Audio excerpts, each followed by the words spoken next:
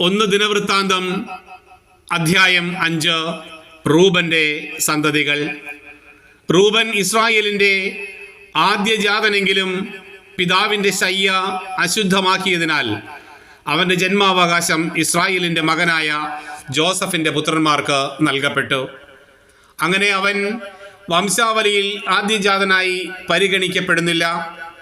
യൂദാ സഹോദരന്മാരുടെ ഇടയിൽ പ്രബലനാവുകയും അവനിൽ നിന്ന് ഒരു നായകൻ ഉത്ഭവിക്കുകയും ചെയ്തിട്ടും ജന്മാവകാശം ജോസഫിന് തന്നെ ആയിരുന്നു. ഇസ്രായേലിന്റെ ആദ്യജാതനായ റൂബന്റെ പുത്രന്മാർ ഹനോക്ക്, പല്ലു, ഹെസ്രോൻ, കർമ്മി. ജോയേലിന്റെ പുത്രന്മാർ തലമുറ പ്രകാരം ഷെമായ, ഗോഗ്, ഷിമേയി, മിഖ, റയായ, ബാൽ.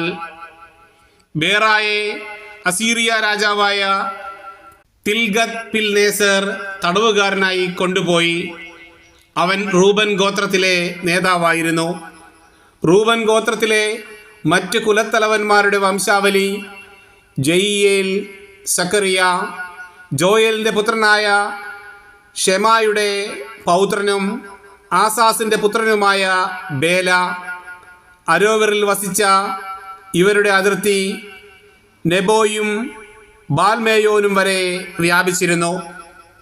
ഗിലെയാദിൽ അവർക്ക് ധാരാളം കന്നുകാലികൾ ഉണ്ടായിരുന്നതിനാൽ യൂഫ്രട്ടീസ് നദിയുടെ കിഴക്ക് കിടക്കുന്ന മരുഭൂമി വരെയുള്ള പ്രദേശം മുഴുവൻ അവർ അധിവസിച്ചു.